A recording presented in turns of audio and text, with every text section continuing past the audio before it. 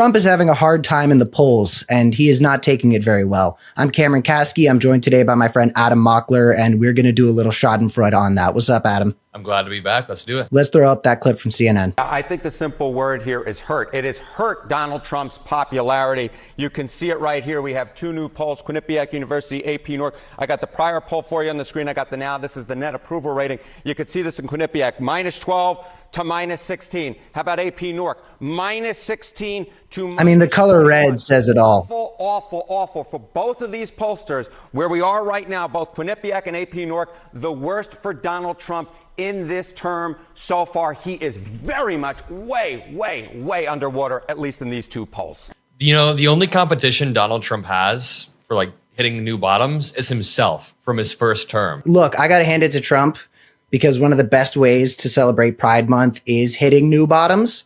But this is pretty bad for him. And he wants to be loved so much. Trump loves praise. He loves when people are all about him. But he also knows that he can just say that he's doing really well and his fans will agree. Let's watch a video of Trump kind of just doing his typical, no, I'm doing great for the press. I think what she might be alluding to is the base is going to stay with you regardless. And you've gone through different tests, regardless. But some of the people in the base don't want a long-term war. They're afraid that we're going to get into a long-term war. What you looking for a long-term war? We're looking, I only want one thing. Iran cannot have a nuclear weapon. Right. That's it. I'm not looking long-term, short-term. And I've been saying that for 20 years. I've been saying it as a civilian who got a lot of publicity. People would cover it. Very simply, Iran cannot have a nuclear weapon. That's it. It's not a question of anything else. And if you did, you wouldn't have much of a country because they would use it on us and they'd use it on other people and there'd be a terror all over the world. So I may have some people that are a little bit unhappy now, but I have some people that are very happy, and I have people outside of the base that can't believe that this is happening. They're so happy. And there was a poll that just came out today that my approval rating's the highest it's ever been. Nope. All I'm doing is saying you can't have a nuclear weapon. And I tried to do it nicely, and then on day 61 I said, there was a poll. It's the same thing as many people are saying. A lot of people have said. Okay, I'm going to leave. Thank you very much. Just because you say something doesn't make it true. Like many people are saying, I'm the #1 channel on YouTube. I have 4 different girlfriends and I have more money than I've ever had in my life. That's Trump's entire tactic. But on a more serious note, like beyond the jokes, the scary part about Trump's approval rating dropping is that I feel like he's going to have nothing to lose at some point. We already know he's a malignant narcissist with no reality tests, and he wants everybody to like him, of course. But we've seen that whenever there's a time of crisis, like think about COVID, in times of crisis, he gets uniquely like fragile and he loses his mind. Or what about when that DC plane crash happened over the Potomac? Remember the next morning he came out and began to blame DEI and Obama. The point is, whenever things start to go wrong, whether it's with the economy or his polling numbers, he loses any like reality tests around him and begins to turn increasingly unhinged. So that's one of my big worries, but Yeah, he lashes out more than anything when he's not being loved by people. I think when he's attacked, he gets really pissed, but he kind of loves the sport. You know, I think when somebody in his sphere comes after him, it triggers something in him that's like, oh, hell yeah, it's game time. You know, I think even Elon saying he was on the Epstein list obviously wasn't a sunny day in MAGA world, but I don't know, man. I think there's like this feeling in him that's like, oh shit, okay, it's time to get a little messy here. And here's the thing. Trump is largely right that he has a core fan base that's not going to go away, like a core 30 to 32%, but he's wrong that he can't fracture his fan base even more. We've seen this a lot over the past week. The civil war between Tucker Carlson and Ted Cruz, that's more recent, or Marjorie Taylor Greene pushing back against the Trump admin, or like earlier I was making jokes about the tariffs and no new wars and all of these things, but on a serious note, when it comes to deportation, the Latinas for Trump co-founder came out and said, dude, we can't support this anymore. When it comes to tariffs, farmers are saying we can't support this anymore. And then finally, when it comes to this, he's losing a large portion of his fan base that voted for no new wars. So, I mean, the civil war is going to continue escalating. And he thinks that he can shoot someone on Fifth Ave, but when we're in another endless Middle Eastern war, yeah, it's not going to. Yeah, and I'm wondering, because there's really two big wedges in Trump world right now. We've seen a couple MAGA civil wars, nothing that's that big. You know, the H-1B visas thing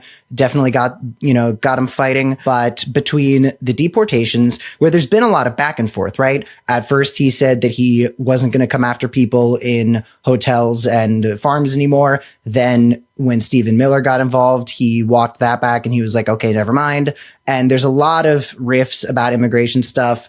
But then there's this stuff with Trump's Israel first policy, getting us involved with Iran, including our situation where Ted Cruz even suggested that we are at war with Iran right after the White House vehemently denied that. So a lot of mess right now. I want to throw up a tweet on screen with Trump going after his friends at Fox News. Not that this is the first time that this has happened, but he says, the crooked Fox News polls got the election wrong. I won by much more than they said I would and they've been biased against me for years.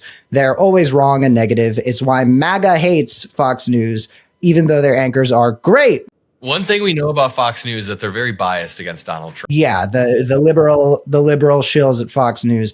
It's also interesting that he's saying Fox News is bad, but the anchors are great. Now a new Fox News poll comes out this morning, giving me a little more than 50% at the border, and yet the border is miraculously perfect. All caps, nobody was able to come in last month. 60,000 people came in with Sleepy Joe in the same month last year. I hate all caps fake pollsters. One of the worst, and I don't know why worst is capitalized, but Fox will never change their discredited pollster. So Trump lashing out at Fox, again, this has happened plenty of times. It's not like there's a very steady relationship there, but Tucker versus Ted, a lot of people in MAGA are saying, like, I didn't vote for us to enter this new war. And I think the polls are only going to keep plummeting unless they get their messaging straight. That's one of the things that's happening here that's so crazy to see from MAGA is they aren't all just saying, hey, whether or not this is Trump going against what he said on the campaign, you know, when he said that he was going to be the anti-war president. There's a lot of division. There's a lot of mixed messaging. Even Ted Cruz can't seem to give us a straight answer on whether or not we are involved in this war. What do you see as like the next couple steps of the division over the war? Do you think MAGA is going to rally and say, okay, you know, even though we came out and spoke against this, Trump's got the right idea, you know, we need to get involved? Or do you think there's going to be a serious rift? So it depends on where the cards fall. First of all, I just want to talk about the Fox News portion for a second, because even beyond the whole like, oh, Trump is being crazy, attacking crooked Fox News is what he called it. It's actually really scary seeing the president repeatedly use public intimidation to try to create a chilling effect. So when Trump was on Fox News a few months back, he said that he's going to talk to Rupert Murdoch and tell Rupert Murdoch to stop giving him unfavorable cover. Right around that time, he sued ABC. ABC settled for $15 million because of the George Stephanopoulos lawsuit. And then he sued Paramount. The Trump admin repeatedly sues these media companies. So when Trump is posting this on his Truth Social, yes, it's like an unhinged, manic post, but he's also using public intimidation to create this chilling effect. And this chilling effect makes it so that Fox News may be kind of careful with what they cover or how they cover it, because they know that there's a very litigious president right now. There's a president who is down to sue over anything and everything. So that's kind of a scary chilling effect. And I guess I'm implying that Fox News will somehow turn even more biased, but their polling apparatus is actually pretty solid. They have a good polling apparatus, and Trump doesn't want it to be independent. Now, when it comes to the war in Iran and Israel, it depends on how the cards fall.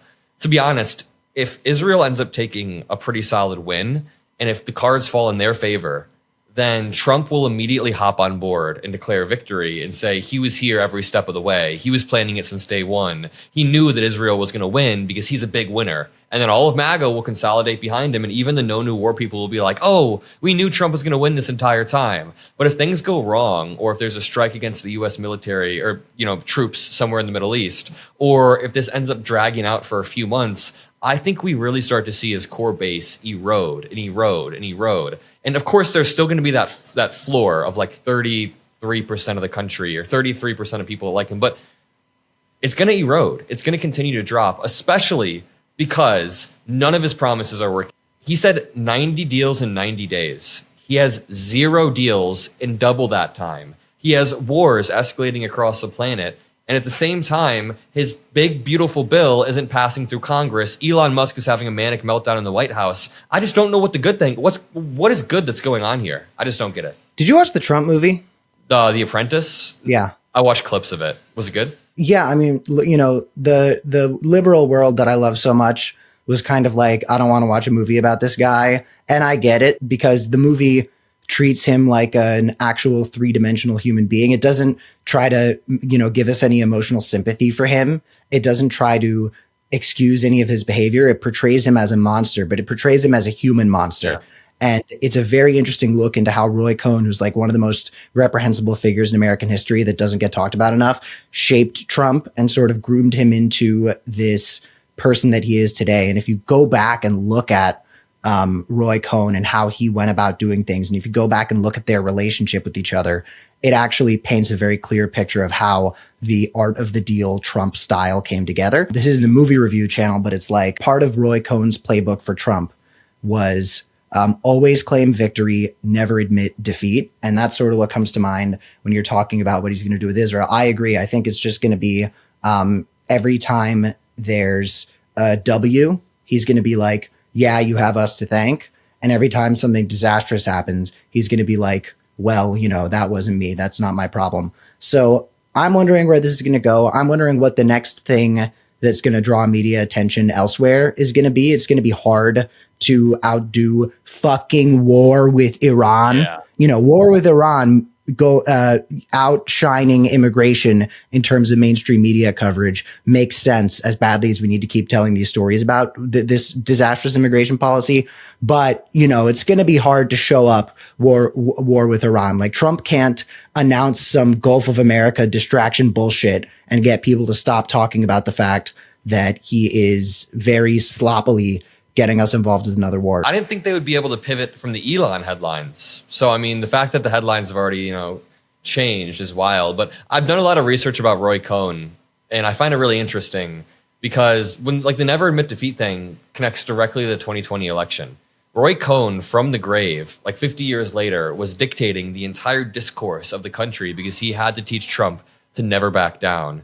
And it's funny because Roy Cohn was like a super closeted dude in New York. Like, if you read about it, apparently none of this is funny, but Trump cut him off at the end of Roy Cohn's life when he got diagnosed with AIDS. And Trump said, I don't really want to be by your side anymore. This is embarrassing. So it just shows. That's all in the movie, dude. Oh, that's all in the movie? That's all in the movie. So it shows. Listen, everybody, I'm sorry. You should watch The Apprentice. That shit kind of rocked. It's not fun to watch Donald Trump, but Sebastian Stan killed it. Jeremy Strong was so good as Roy Cohn, who Roy Cohn to Trump was what Peter Thiel was to J.D. Vance in many ways, sort of the shaper of his playbook. Jeremy Strong from Succession was so fucking good as Roy Cohn that Roger Stone put out a tweet that was like, look, it brings me no pleasure to say this. Roy Cohn was my friend. Love Roy Cohn. He's the best. But Jeremy Strong did an unbelievable job playing him and deserves the Oscar. I hate to say it. With that, everybody, thank you so much for tuning in. Go watch The Apprentice and come to FY Pod and the Adam Mockler channel, maybe for a few more movie reviews. Adam, thanks so much for joining. Let's do it again, brother.